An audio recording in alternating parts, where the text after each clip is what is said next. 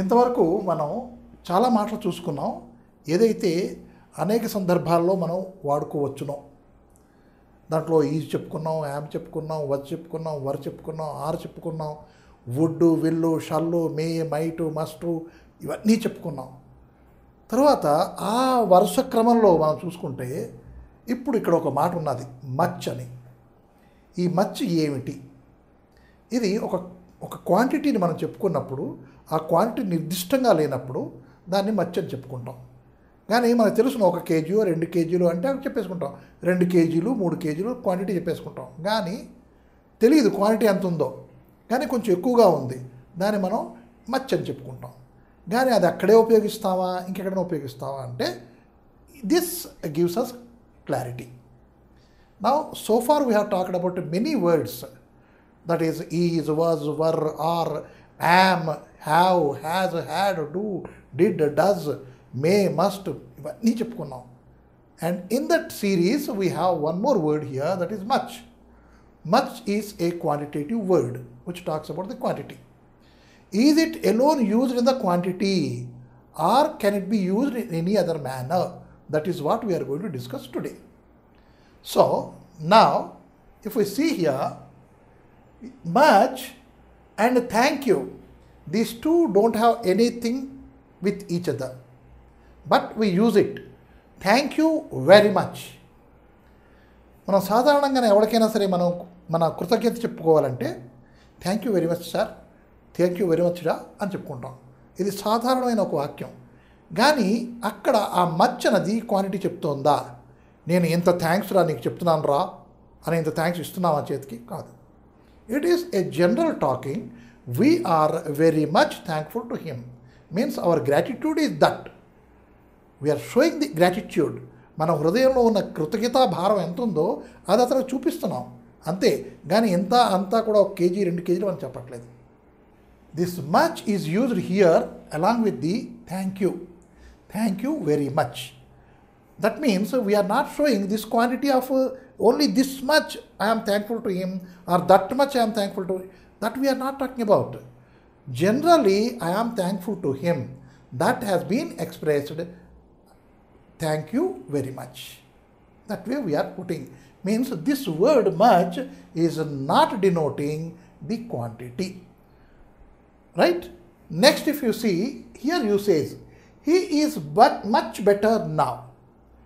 Much better now means half an hour ago he was better. Now also he is better. But his condition is improving now. You see, the condition has been quantified after using much. అంటే ఒక patient తాలూకా పరిస్థితి కానీ ఒక మనం ఏం చెప్పుకుంటాం అంటే ఒక పరిస్థితి, ఒక మనిషి తాలూకా పరిస్థితి ఎలాంటి పరిస్థితిలో ఉన్నాడు, ఆ పరిస్థితి కానీ కొంచెం బాగా అయిందనుకోండి, దానికన్నా ఇంకొంచెం బాగైంది, దానికన్నా ఇంకొంచెం బాగైంది. ఆ కన్నా కొంచెం కొంచెం కొంచెం అన్నది మనం క్వాంటిటేటివ్గా చెప్పలేం. ఎంత బాగైంది అంత బాగైంది చెప్పుకోలేము. ఎట్లా చెప్తాము అంటే ఇలా చెప్తాం అన్నమాట. He is much better now. ఇందాకల కన్నా అతను ఇప్పుడు కొంచెం బాగుగా ఉన్నాడు, అతని ఆరోగ్యం కొంచెం మెరుగైంది, కొంచెం బాగానే ఉన్నాడు. కొంచెం బాగానే, ఇంతకన్నా కొంచెం బాగానే. ఆ కొంచెం అనే పదం క్వాంటిటీ చెప్తుంది కాబట్టి మనం ఇక్కడ ఉపయోగించుకున్నాం. But we are not talking about quantity, ఎంత ఉంది అంత ఉందని చెప్పుకోవట్లేదు. ఇకపోతే మూడోది, హీ వాజ్ మచ్ సర్ప్రైజ్డ్. ఈ surprised, I am surprised we can say, but when we are adding much it gives a stress on that. ఒక చిన్న ప్రెషర్ దాని మీద పడుతోంది, దేని మీద? సర్ప్రైజ్ మీద. అంటే మామూలుగా సర్ప్రైజ్ అయ్యడం వేరు, కానీ హఠాత్తుగా ఏదో చూసిన తర్వాత అది చెప్పుకున్నప్పుడు we are very much surprised, I am very much surprised, he is very much surprised అని చెప్పుకుంటాం, or he is much surprised అని చెప్పుకుంటాం. అంటే ఆ మాట్లాడుకునే దీంట్లోనూ అది కనపడాలి మనకి, ఎంత బాగా మనం సర్ప్రైజ్ అయ్యాము, ఎంత బాగా మనం ఆనందించాం. I am very much happy, I am much happy. చూడండి, అంటే ఈ భావనని కూడా మనలో కలిగిన ఒక ఎక్స్ప్రెషన్, మనలో కలిగిన ఒక భావాన్ని కూడా మనం ఆ మచ్ అనే దాంతో మనం చెప్పుకోవచ్చు. ఇందాక థ్యాంక్స్ చెప్పుకున్నాం, అది కూడా మనకి భావనే. ఇప్పుడు మనం చెప్పుకుంటుంది హ్యాపీనెస్, సర్ప్రైజు, ఇది కూడా మన తలకు ఒక ఎక్స్పీరియన్సే. ఆ ఎక్స్పీరియన్స్ని కూడా మనం మచ్చితో చెప్పుకుని దానికి ఏం చేసామంటే కొంచెం క్వాంటిటీ ఇంక్రీజ్ చేసామన్నమాట. ఇంతకుముందు I am happy, I am happy, I am much happy. ఈ రెండుకి తేడా మనం కొంచెం చూస్తేను అంతకన్నా కొంచెం హ్యాపీనెస్లో ఉన్నాం ఎక్కువగాను. అది చెప్పినప్పుడు అక్కడ మచ్ ఉపయోగిస్తాం హ్యాపీనెస్తోను. When we see the sentence 4, in the sentence 4 we are talking about the late. We can very well say you are late or you are too late, we can say, but adding much over there, that is you are much too late. What is the meaning it is conveying? Let us see. You are late, నువ్వు ఆలస్యంగా వచ్చేసావు, complete అయిపోయింది. You are too late, అది కూడా చెప్పేశాం. కానీ అక్కడ you are much too late అన్నప్పుడు అంటే ఒక ఆశతో అతను వచ్చాడు, కానీ ఆ ఆశ ఇక్కడ నెరవేరట్లే. Something he was expecting and that expectation is not being fulfilled now because he was late. అది మనం చెప్పుకున్నప్పుడు ఎలా చెప్తామంటే this we say you are much too late, now you cannot expect anything. Now you cannot expect anything, that is a negative word. లేదు, కాదు, పోదు, వద్దు, ఇది మనం మన సాంప్రదాయం ప్రకారం మనం చెప్పుకోం, అనకూడదు. ఇంట్లో బియ్యం నిండుకున్నా అంటాం కానీ ఇంట్లో బియ్యం లేవంటాం, అనం. మన సాంప్రదాయం అది, రైట్? అయితే ఇప్పుడు ఇలాగంటాం, నిండుకున్నా అనడానికి మనం ఒక పాజిటివ్ వర్డ్గా చెప్పుకున్నాం. అలాగే ఇక్కడ ఒక పాజిటివ్ వర్డ్ చెప్పుకుంటున్నాం అనమాట, without using not. What is that one? You are much too late. That means you cannot get this, you cannot expect this. That means while we are talking negative, it goes as a blunt hammer. So, instead of using a blunt hammer, we can use in a soft manner. You are much too late, my dear boy, so you cannot expect this anante mana cheppachunu. So, there we are using the word much. The quantitative word much we are using there. ఆ much అనేది ఒక కొలమానం అయినా సరే, ఆ కొలమానంగా మనం ఉపయోగించట్లేదు అక్కడ. Much అనేది ఒక పదార్థం కాదు అక్కడ మనం ఉపయోగించింది. అదేంటి, ఆ టైం, అతను రావడం లేట్ అయిపోయాడు, అక్కడ మనం ఉపయోగించి ఒక వేరే మీనింగ్ మనం పట్టుకొచ్చుకుంటున్నాం. అది ఆ యూసేజ్లో ఆ మచ్ యూసేజ్ ఇక్కడ. Much to my surprise, much to my dismay. You see, much to my surprise, much to my dismay. You see the usage, అంటే ఆ వర్డింగ్ ఎట్లా యూజ్ అయిందో చూడండి. నేను ఆశ్చర్యపోయాను, ఓకే. నా ఆశ్చర్యానికి ఏమైంది, ఆ కుర్రాడు ఏడవడం మొదలెట్టాడు. మీన్స్ నేను వాడిని బతిమాలుతాను, నాన్న ఈ చాక్లెట్ తీసుకోరా అని చెప్తున్నాను. కానీ ఆ చాక్లెట్ తీసుకోకుండా కుర్రాడు బేరుమని ఏడ్చాడు. అప్పుడు ఏంటవుతుంది? నేను ఆశ్చర్యపోతానా, భయపడతానా, లేదు అంటే వెనక్కి తగ్గుతానా, ఏంటవుతుందో ఆలోచించండి. Because that boy is, I don't know whose child is that, but when I have seen the child I got fancy. ఆ కుర్రాడిని చూడగానే అనిపించింది, బాబా ముద్దు వస్తున్నాడు కుర్రాడు, ఓ చాక్లెట్ ఇద్దాం కుర్రాడికి అని జేబులో రెడీగా ఉన్న చాక్లెట్ తీసి ఇచ్చాను. ఇస్తే ఆ కుర్రాడు బేరుమని ఏడ్చాడు. అప్పుడు మన పరిస్థితి ఏంటవుతుంది, రైట్? ఆ పరిస్థితి మనం మచ్తో ఇక్కడ వాడుకున్నాం. ఎలాగా? Much to my dismay the child started crying. I was giving a chocolate, right? He was not laughing, he did not make friend with me and he did not say thank you, nothing. And he started crying.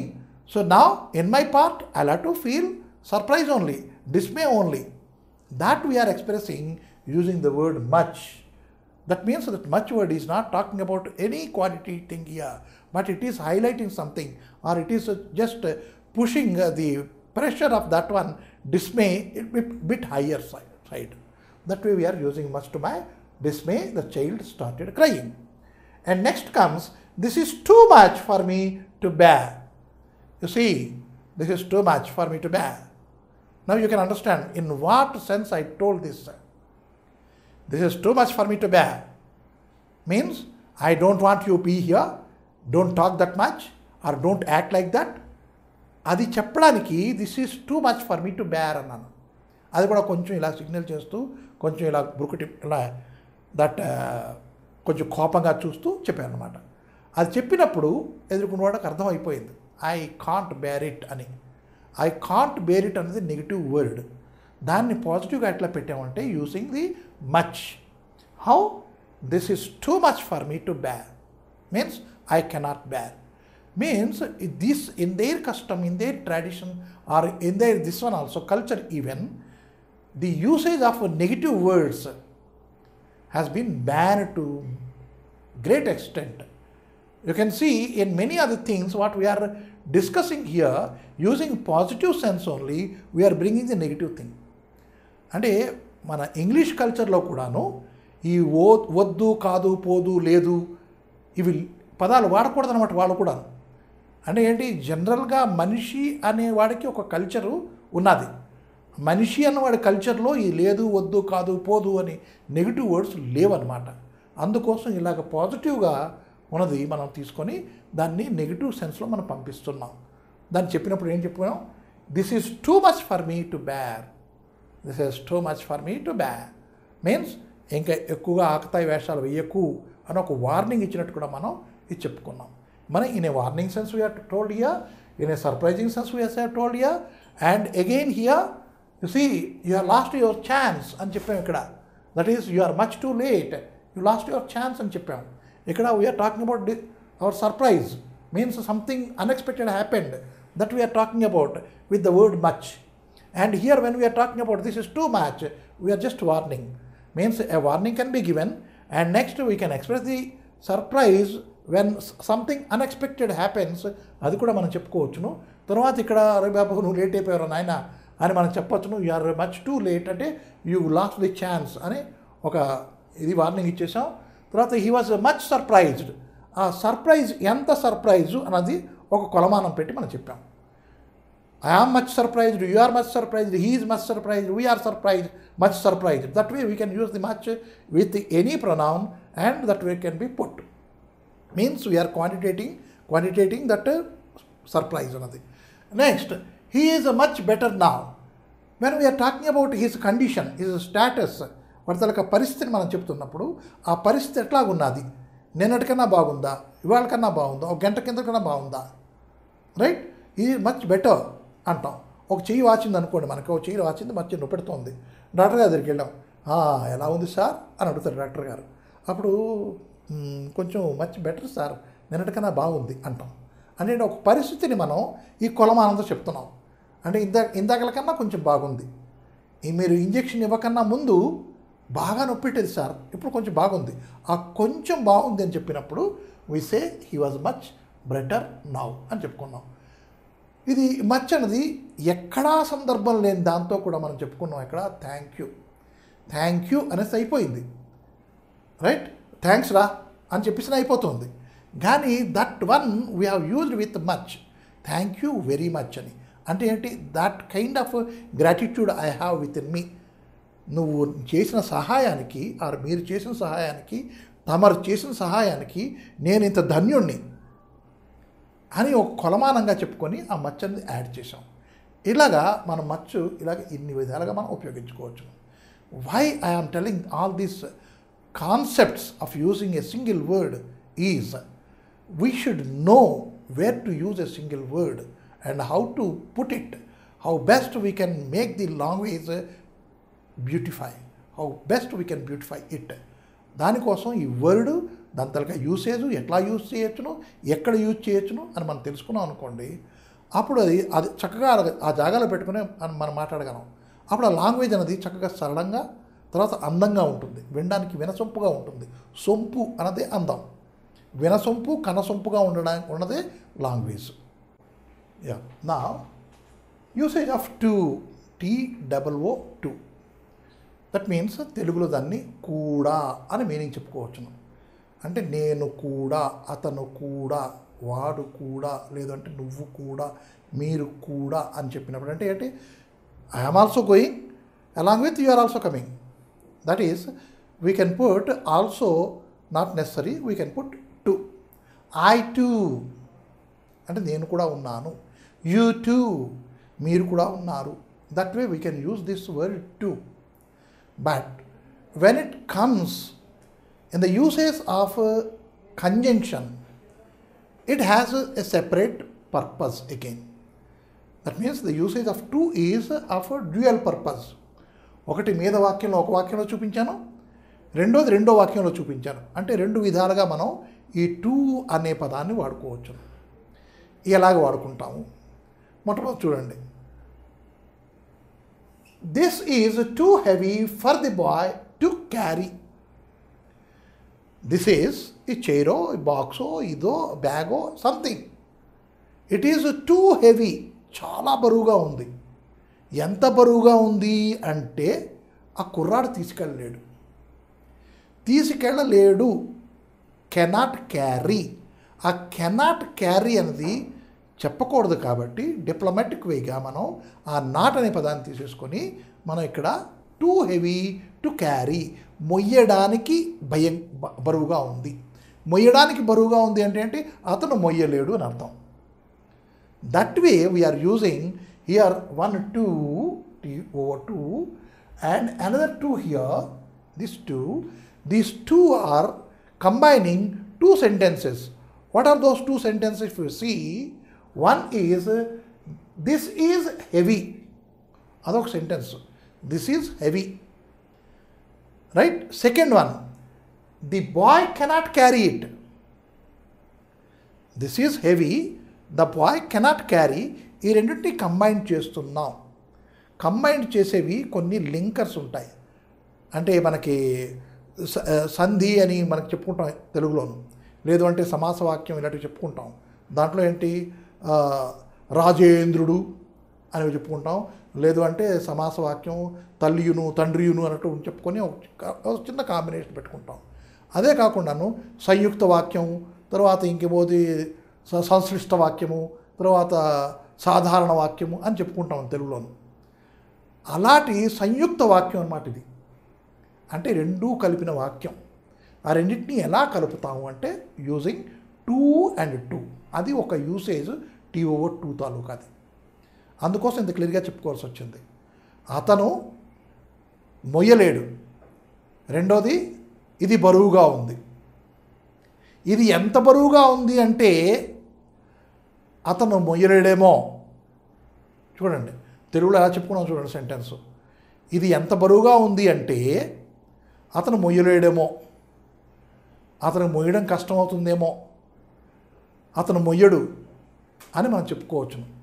అలా చెప్పడానికి మనం ఇక్కడ 2 and 2 ఈ రెండూ కూడా వాక్యంలో వాడుతున్నాం. ఎప్పుడు ఒకే 2 రాదు, రెండో 2 కూడా వాడాలి. ఎందుకంటే ఆ రెండూ కూడాను కలిపి లింకర్స్గా మనం ఉపయోగించుకుంటాం. అంటే ఒక రెండు వాక్యాలని కలిపేదానిగా ఉపయోగించుకుంటాం. అంటే ఒక ట్రైన్ ఉందనుకోండి, ట్రైన్కి ఇంజన్కి బోగీకి మధ్యన ఒక లింకర్ ఉంటుంది. అలాగే ఇక్కడ ఈ వాక్యంకి ఆ వాక్యం మధ్యన లింకర్ అది. So that way we are using this 2. That is this is too heavy for him or for the boy, for me or for her, right, for the man, for the porter, whatever it is we have to put after the for and then to carry, to lift, to move. Right? That way we can put this sentence using 2. That is the usage of 2. And next 2, you can see, I too participated in the competition. This is what we are talking about. That is, I am also involved in that. I am also one of the member there. I am also present there. How we are expressing it is putting the word to. I too, that way we are using. So now you can see the sentence again. I too participated. నేను